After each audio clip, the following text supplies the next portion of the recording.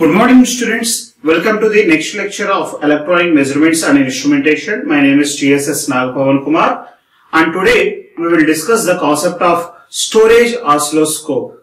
In the previous classes we have seen sampling oscilloscope and in the previous classes we have seen all the dual trace CRO main block diagram operation. We have seen the supporting related concepts also for that dual trace CRO and dual beam CRO. Alright. So the basic oscilloscope operations we have completed. Now in the previous class we have seen a sampling oscilloscope. Now we will see storage oscilloscopes. Okay. So the name itself, it is saying that it can store the whatever the input signal we are feeding to the CRO. So the CRO signal is store the whatever the signal it is going to be displayed, for particularly for very low frequency signals. Right. So see here, storage targets can be distinguished from the standard pass-first targets. So this is very important.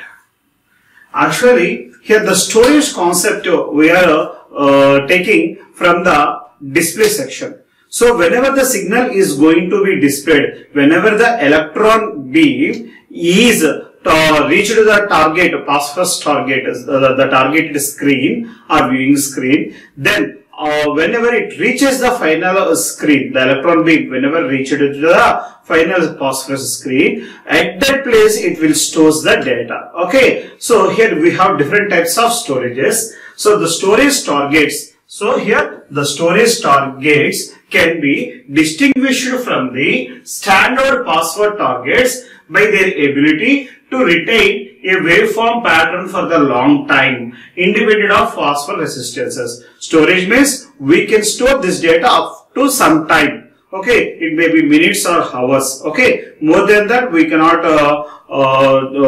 store the data. If once the stored data, we can again check the data. We can call the data for a number of times. Okay, for long times also. Right. So next, coming to that, there are two types of techniques are used in the oscilloscopes CRTs. For the storage oscilloscopes CRTs, we have two types of storage techniques. The first one, mesh storage. Second one, pass-first storage. The first one, mesh storage. The second one, pass-first storage. There are two types of storages. Right. Let us see the first one, mesh storage. So this is the total mesh storage type diagram. In this diagram, this is the CRT tube. In the CRT tube, here we have writing gun. So this is the writing gun. And this is the VDP, vertical deflection plate section. This is the HDP, horizontal deflection plate system. Here we have flood guns. Two flood guns are available. And the first dotted line is representing the collector mesh. The second dotted line is representing the storage mesh. And the final screen, this is the pass-first screen. So these are the blocks in the mesh storage type CRT. Storage type CRT. So here in this CRT, for a normal CRT, writing gun is available. Here also writing gun is available. Vertical deflection plates, horizontal deflection plates. In the normal CRO also we can see. In the normal CRO also we can see. In the storage oscilloscope also we can see in that horizontal and vertical deflection plates. And here the final pass-first screen also we can see for better viewing of the signals. So the three components here, the four components finally we can see specially in the storage oscilloscope. That is flood gun. Next, collimeter electrodes, collector mesh, storage mesh. Totally four blocks. Flood gun, collimeter electrodes, collector mesh, storage mesh. These four parts are new in our CRT. Okay, right. A mesh storage CRT uses a dielectric material deposited on a storage mesh as the storage target. This mesh is placed between the deflection plates and the standard phosphorus target in the CRT. This mesh type storages we are placing before the phosphorus screen. So this is about basic element of storage target, CRT, storage mesh, CRT. This is the basic elements we can see in the storage mesh CRT. So remember, these four are very, very important. First one, flood gun. Second one, collimator electrode. Third one, collector mesh. Fourth one, storage mesh. Right. So I have kept aside the storage mesh. Here see the mesh type CRT. The braiding beam, which is focused electron beam of the standard CRT, charges the dielectric material positively when it hit. So here we are storing this electron beam information positively in the charged particles. The storage target is then bombarded with the low velocity of electrons from a flood gun and then positively charged areas of storage target allow areas of the storage target allow these elements to pass through the standard phosphor target and thereby reproduce the stored image on the screen. Okay, so wherever this electrons are reaching this mesh target, these flood guns and collimator electrodes will store the data as it is and we can call at any time. Next, thus the mesh storage has both a storage target and phosphor display target. So finally the storage oscilloscope has consisting of two types of target. There is one storage target and second one display target. Two targets are available. At the storage target we are storing that information. This is about mesh storage. And the phosphor storage CRT uses a thin layer of phosphor to serve both as the storage and display the element. Here in the phosphor storage we are using a thin layer of phosphor. Here we are using in the storage place of the phosphor CRT type. This is the second category of storage technique. Okay. Now let us see the concept of mesh storage. Right. It is used to display very low frequencies signals and finds many applications in the mechanical and biomedical fields. So where is this mesh storage type CRT is required? So particularly mechanical and biomedical fields, these type of storage displays are very much useful to treat the patients or to monitor the mechanical machineries.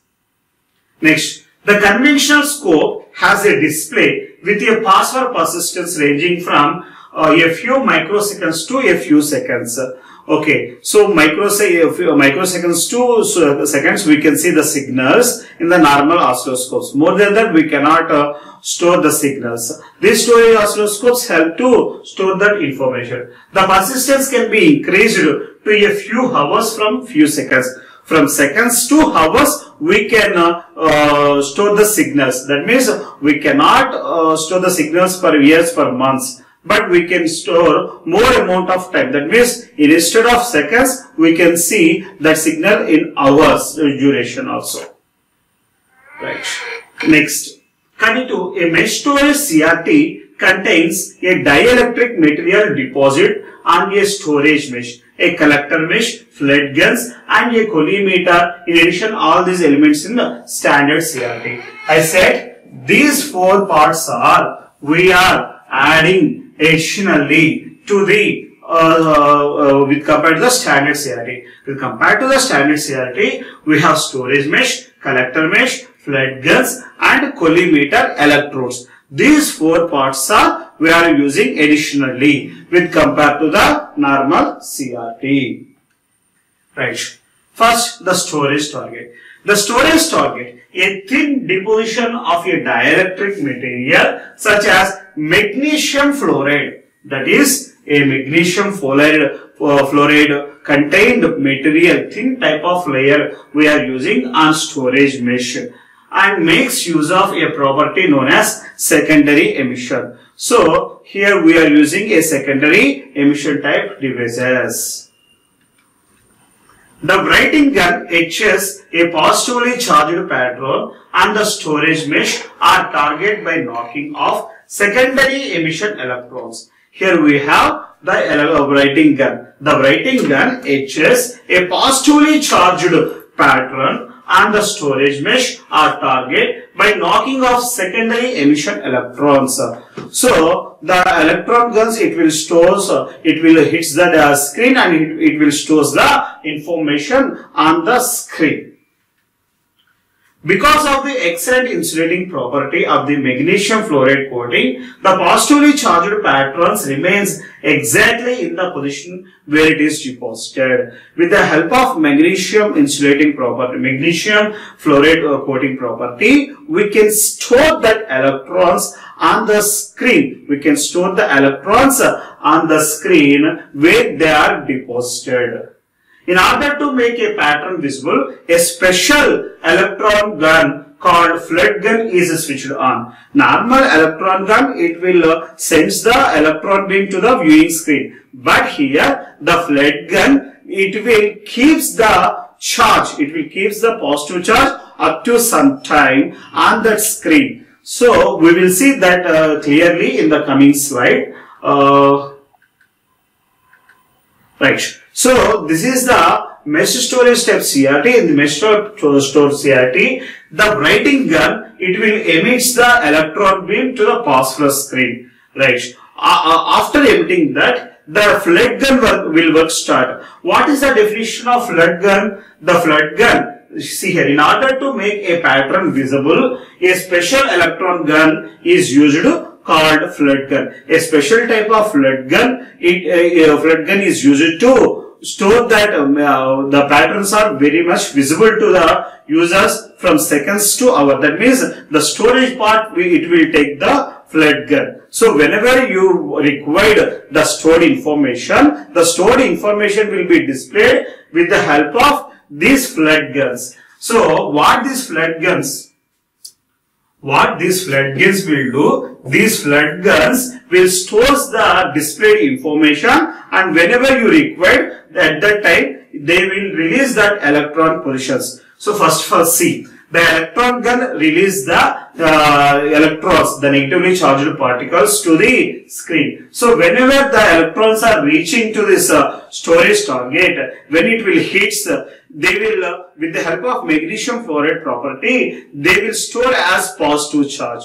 This positive charge information will be stored with the help of flood guns. So whenever you want to see the signal, this flood gun will release that same electrons onto the storage CRT. So whatever the patterns you are getting at the place of storage CRT, these storage CRT, wherever the electron guns are reached, that electron guns are charged particles, that is positively charged particles. That positively charged particles will keep like that only. That the behavior of that charged particles will be there for the longer time. That means up to hours with the help of flood guns. This flood gun also releases the positively charged particles to store that pattern for a long time up to our decision. So these flood guns with the help with the